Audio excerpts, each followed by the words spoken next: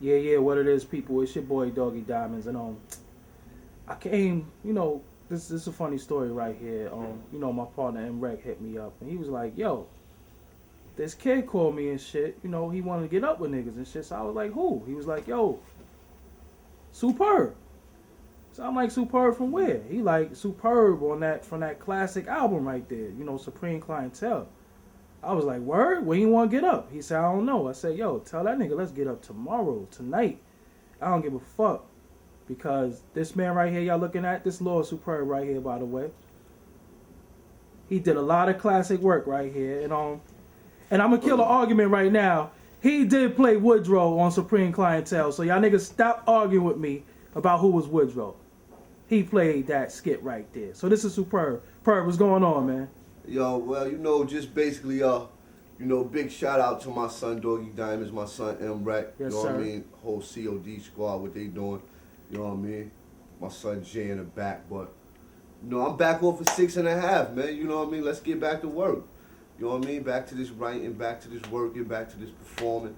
You know what I mean? I just dropped a mixtape called Superb Clientele. Okay. Just not really trying to revamp the Supreme because that's a classic, but you gotta make motherfuckers remember sometimes. So I just wanted to just put out a host of music. You know what I'm saying?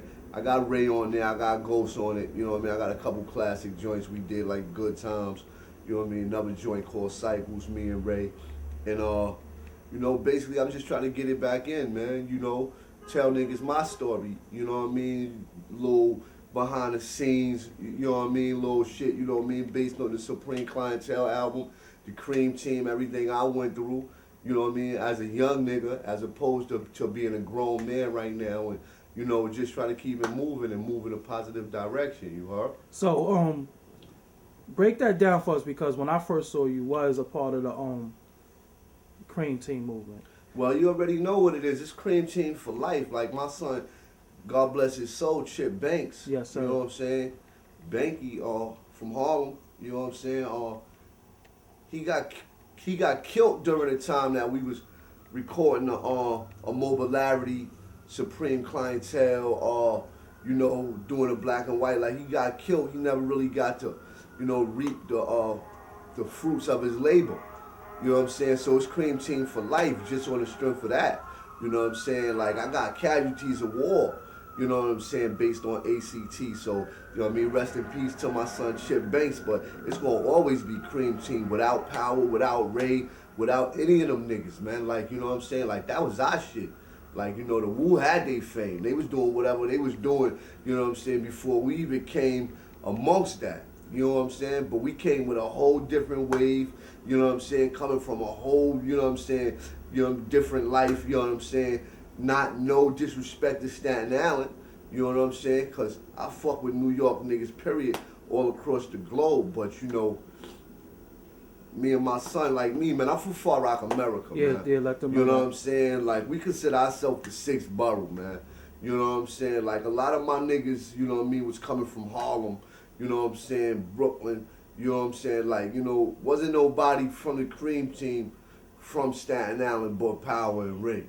You know what I'm saying? You had the nigga Polite, but we don't fuck with hood hopping niggas. Like, you couldn't be a part of the Cream Team one year, then a part of Ice Water the next year. So you Ice Water. You was never Cream Team, because once something is in your heart, you don't betray that for nothing, my nigga. So, as far as that's concerned, that's just what it is. But I want to get into the story. Yes, sir. You know Yeah, let's touch on that. When I was, previously incarcerated, and I did my little 6.5. Let me ask you before we get into that. How did you go from Cream Team to being all over the Supreme Clientele album like that? What happened was this, and shit. I gotta tell you the story. Let's go. I gotta tell you the story. Boom, my son,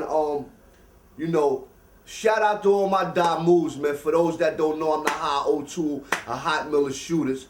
You know what I'm saying? That's some real gangster shit right there. I ain't gonna go into that too much. But back in 1997, you know what I'm saying, a brother by the name of Shaheem got cut by one of my old lies. Okay. You know what I'm saying? And niggas called Perb. Like, you know, if you remember the Supreme Clientele album, I said on the Ghostface joint, I wrote this on Donnie Roof. You know what I'm saying? Now, Donnie is Shaheem's cousin.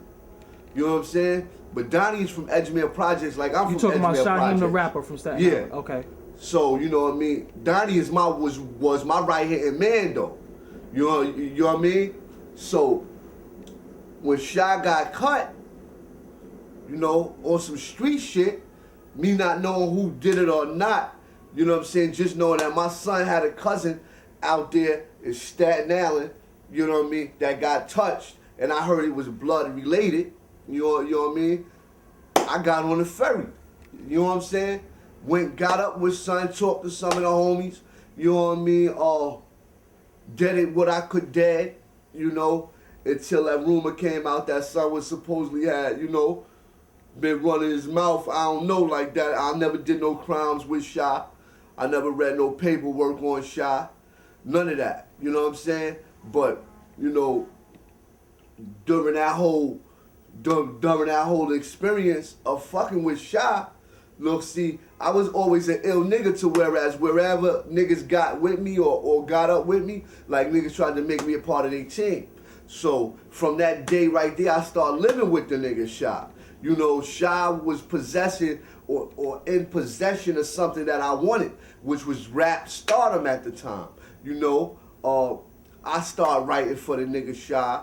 Not saying he couldn't write, but you know, when a nigga's in Hollywood and on the road and, you know what I'm saying, you've been, you know, performing or just chasing checks for the last 2 to 3 years, you pretty much out of your element, you know, as far as, you know, you know, a motherfucker that's really talking about gritty shit like roaches and niggas getting shot and, you know what I'm saying, young bitches getting pregnant and all that, like you really gotta be living that.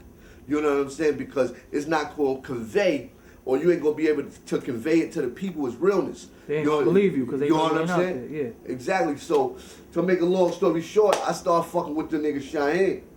And the nigga Shaheem at the time, he was fucking with the nigga Power. You know, for those that don't know Power, for y'all new niggas, that's the nigga that played Knowledge in Belly. You know what I mean? But he's also the executive producer of Wu-Tang.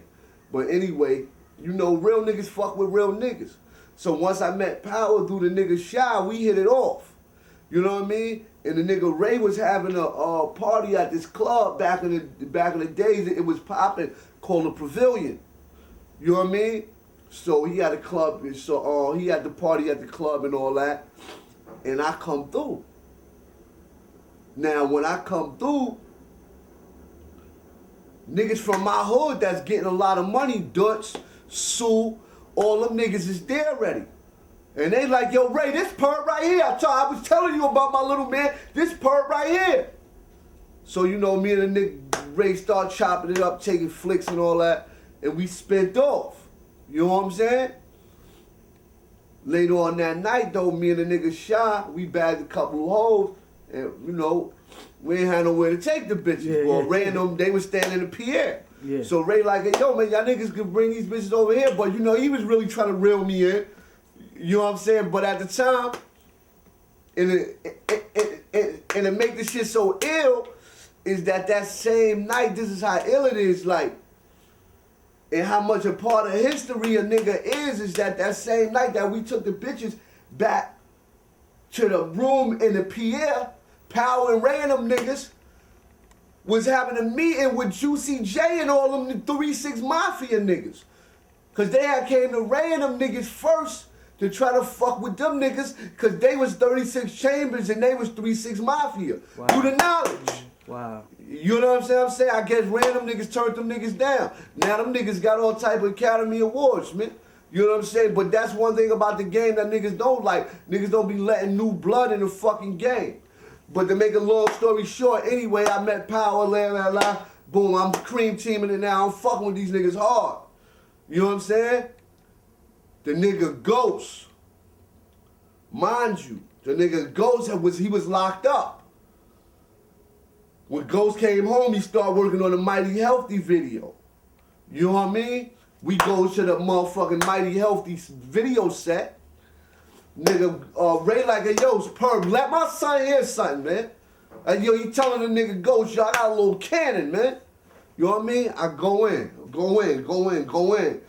Now, you know, one thing about me and the nigga Ghost is like, you know, as far as the passion is concerned, it's like, you know, motherfuckers can really say that, you know, me and son is neck and neck on the passion shit. Like, you know, it was a lot of shit. Like, my mom's name Diane, his mom's name Diane.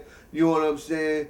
He be crying in his rhymes. I pretty much, you know, try to, you know, reach motherfuckers as far as, you know what I mean, feelings is concerned. The music is heartfelt. Yeah, so yeah, it's a lot of passion. It's a lot of real feelings in both our music. So, you know, when I spit for the nigga, we start feeding off each other. Word of my mother, he staying at the Exchange, 25 Broad Street. You know what I mean? In Lower Manhattan. I moved in that same night, man. We start, you know what I'm saying? Now, the thing is, like, Ghost had certain joints on the Supreme Clientele. You know what I mean? Before I even got with the nigga. Like, I'm not going to take that away from the nigga. You know what I'm saying? But I brung a certain sound.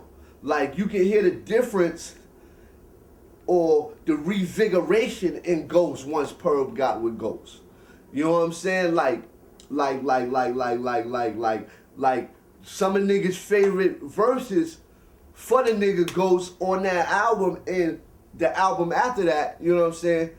I had my hands in. I'm gonna keep it official with niggas. It ain't nothing come out of the Ghost camp without my approval, man. I told Ghost what to say for fucking 97 to 2000, man.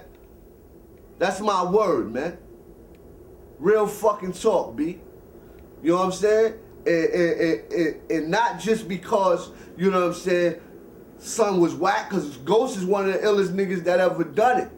But you gotta understand, Ghost was coming from the projects to having lawyers watching accountants, so forth and so on. Like, the Wu got big real fast. You know what I'm saying? And like I said, niggas, you gotta understand this. If niggas is buying, you know, one bottle of juice or one package of dust in the projects, imagine when niggas get rich and famous, man. This is buying leaders, man. You know what I'm saying? So by the time I got with Ghost and them niggas was burnt out, man. Ghost was burnt out, and he was a nigga I was looking up to. So I knew how the nigga Ghost was supposed to look, and I made sure he looked that way, whether it was lyrics,